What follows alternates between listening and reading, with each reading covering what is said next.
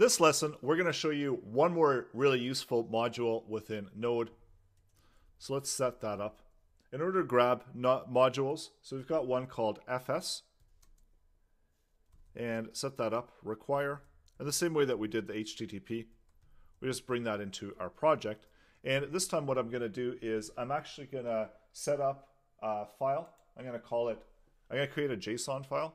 So I'm going to use the same thing that I have over here and get rid of data, save that, new file, and let's do this within JSON format, so do the double quotes. And we'll save it as an actual JSON. And let's save this, so we'll call it test JSON. Give it a JSON extension. So now what we want to do is bring this file into our project. So just as we were using the data before, we want to bring this information in. So there is functionality. We can get rid of this console log stuff. We don't need that anymore. And we can get rid of this stuff as well, because we are going to be outputting it. It's a JSON file, so we want to output it within JSON format. So we've got our function, and we're going to use fs, and it's called read file. So that's the method that we want it to use. We just need to specify the file name. So test JSON, so that's where our data is sitting. And then function, and we can pull back an error message, or we can get back our data within the function. And then let's just close that off. So what we want to do is once we read the file content, we want to move this stuff in there. So let's copy and paste that in. We don't actually have to stringify our data. So try it without being stringified.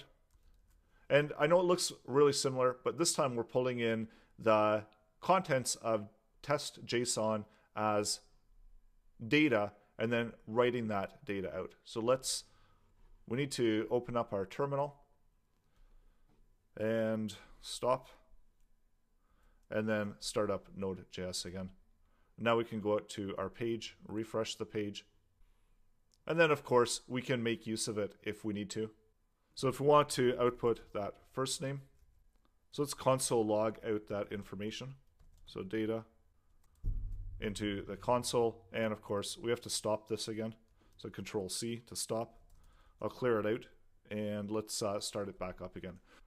Go over to the file, refresh, and we can see that what's happened here, it's undefined, because right now it's still string. So if we were to console log this out, and we'll update it again. So again, we need to stop, restart it again, go back out to our web page, refresh. We see that we get all of this information. It's buffered all out.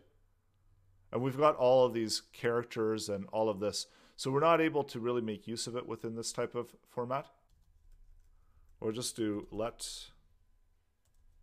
and we'll do a temporary holding, JSON, parse. That's the opposite of stringify, so we're going to parse it out. And then now we can actually make use of that content. And go back into our console, so again, stop that, and start it back up again. Let's go over to our file, and we'll see what happens. So there we go. So we're able to actually see that information output into the console, and see it being output in the console. And once it's within holder, this is where we can use it. So we can do first name, because once it's within the JavaScript object format, we can make use of it within our JavaScript. So now, again, we need to stop it and restart it again. And I know you're probably getting kind of frustrated with that. So I am going to come up with I'll show you a better way to do this coming up next.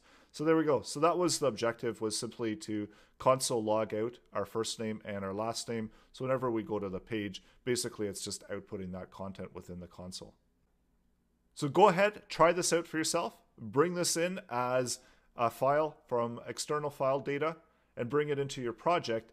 So coming up next, we're going to install some Node packages to make our development experience much easier. So we don't have to always constantly do this restart. We're also going to be bringing Express into our project. So that's all coming up.